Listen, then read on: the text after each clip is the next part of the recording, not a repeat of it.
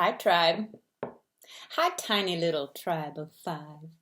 That's what I'm going to call you until there's more than 5 of you. I kid, I joke.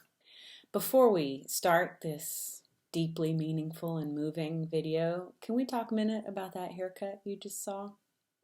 I wanted to shame my mom just a teeny bit for doing the bowl cut. I wanted to shame her, but then I looked at it again and I look damn cute. So maybe it was the right call after all. I would love to hear from anyone that had the bowl cut circa 1985 as a girl, or even as a boy. There's so many boys out there that had the exact same cut. So if you had that haircut and you'd like to leave a comment or send me a message about your experience, I'd love to hear it. Or any sort of weird childhood haircut experiences. I'd be most interested. It kind of goes in line with what we tell our younger selves, right? Right. So off we go to the video. I've been thinking a lot about what I might tell the younger version of me, what wisdom I might impart, because I tell you what, I have learned too many things the hard way. So I have come up with 10 things. 10 things that I would tell younger Lindsay. Here we go. Number 1, invest in the friendships that matter. When you're in high school, you're sort of surrounded by the same people for years, and it is such a blessing in a lot of ways because those connections really get into your soul and last, and you build them over time. And I don't know about you, but I'm lucky enough to still be friends with my circle from high school, and we've all kind of moved out and on and, started our lives in different ways, and we don't communicate as often as we should, but they are still people that I could call on in a heartbeat. I know this. That's a lot harder when you get older, whether that's because we tend to not connect as quickly, or we're into our own lives. I'm not sure. I know there's a lot of reasons for it, but it does get more difficult to make lasting friendships. So when you come across those people that are worth your time and love, you have to nourish them and take time. Number 2 is you got to embrace change. And with that, you got to step into fear. You can't let things that are scary keep you from being the best version of you. So that can mean a lot of things. But I think the most valuable moments in my life, those moments where I've really felt a keen sense of success or self-worth, is when I have overcome things that scared me. And it really takes you to a next level version of yourself. So don't be scared. Or be scared, but try and move past it with the grace and courage that I know you have. Number 3, freaking moisturize. Really, put lotion on your damn skin. It's not that hard. And while we're at it, use sunblock. Because, skin cancer and just all sorts of things. But moisturize and use sunblock. And I'm going to attach a link to my very favorite commencement speech of all time. And I think the title is Everybody's Free to Wear a Sunscreen. It is the best. Check it out. You'll see what I mean. Okay, so number 3, moisturize, wear sunblock. 2 in 1. That's a free one for you today. You're welcome. Number 4, talk. Talk to people. I mean, really talk to people. Communicate. Particularly, communicate with your significant other. Early and often, as we say.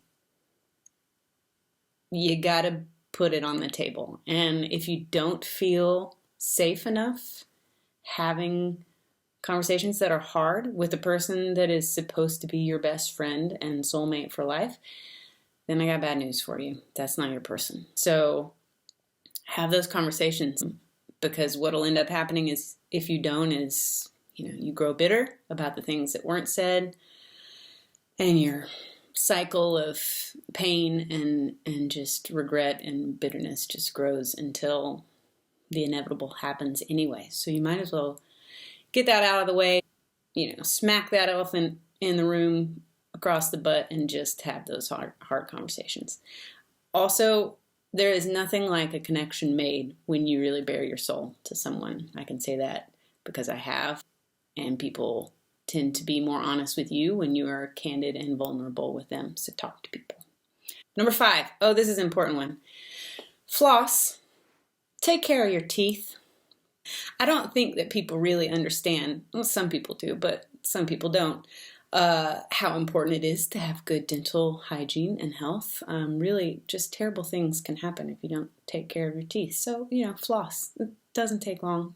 There's lots of things out there to use to do it. Really, floss. Brush your teeth. Take care of them. Pearly whites. 6. There is absolutely 100% no such thing as perfect. You just shouldn't even take 1 minute out of your day and focus on what it looks like to be perfect, because it is not out there. It doesn't exist. The most perfect thing I can think of is an imperfect person, because that means you stand out. It means you have something to offer that maybe your audience or your family or your friends didn't even know they were missing. Like that part of you that makes you imperfect is, I guarantee, the thing they love about you most. So do not worry about being perfect. Facebook life and Instagram life is not real life. They are just snapshots in time. Anybody that believes that's our lives is living in la la land. So 7. Lucky 7. Celebrate the little things. When life is the hardest, the easiest thing you can do is focus on those small successes, those little things that make you happy. It's been a lot of things for me. I'm struggling to come up with, a limited number of examples, but I love the smell of my puppy dog's feet. That always makes me smile. I love office supplies. I love the way my niece laughs. You name it. There's tiny little victories in everyday life that can really help you get through those hard moments. And you got to appreciate them, because the small things are really, really big things if you think about it. So celebrate those things. Number 8, go with confidence. Go with confidence. This goes along with embracing fear and jumping out of your comfort zone. You know what you have to offer the world. You just need to step in with confidence. Go where you want to go with the knowledge that you know what you're doing and how to get there, even if you don't. Because I tell you what, people will get on board with you if they feel like you believe what you're saying and you believe in yourself. It is an amazing thing to watch people gravitate toward a confident and self-assured person. So that whole thing, fake it till you make it, but you don't have to fake it because you are it. So whatever you feel passionate about, do it with the confidence that you know that's important to you and that you have the stuff, whatever that means in whatever aspect of your life that applies to. I think we're on 9. No. Be yourself. Be your authentic self. You putting out a video on YouTube for the whole world to see and you got silly putty in your hand? Okay, who cares? It's your thing, do your thing. I think we all have been in a room with people, or maybe somebody's been giving a presentation, and you tap out. You're not there anymore because there's something that's just not resonating about what they're saying. And it may not be the message. The message may be spot on. It could be the thing that you need to hear, but you're not hearing it because that person isn't being authentic, like you just know.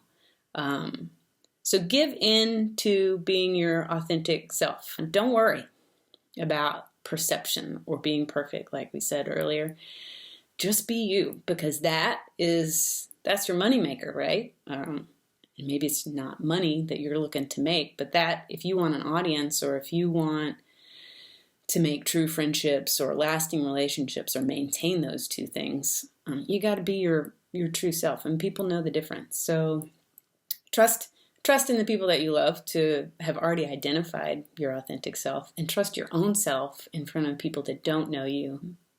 Just understand that they'll get it, because they'll feel it, because you can feel when somebody is being authentic. So, and number 10, and perhaps most important, though that's tough because it's a big list, you got to learn how to forgive. You got to learn how to forgive people who have hurt you. You've got to learn how to forgive yourself. That's it. And you have to appreciate when people have forgiven you. I really think all of that is like food for the heart and soul. So forgive. And a bonus, listen to your instincts. Especially if you're a woman, but also a man, but mostly a woman. Okay, both. But anyway, listen to your gut. Your gut really gets you out of some bad situations that you probably don't even know about. And when we don't have that sort of go with confidence mentality, and we fall back on not listening to our instincts or kind of playing it safe, we think we're playing it safe, then you're really not protecting yourself, because you're not tapping into that innate characteristic, that built-in DNA structure that we have that is centered around your instincts. So trust your instincts, go with your instincts, and you'll do great. That is what I have for younger Lindsay, and you, if you care to take it on. I would love to hear what you would tell your younger self, or even, the kids today, as we say. So feel free to share. Love you guys so much, and thanks for listening. Ta-ta for now.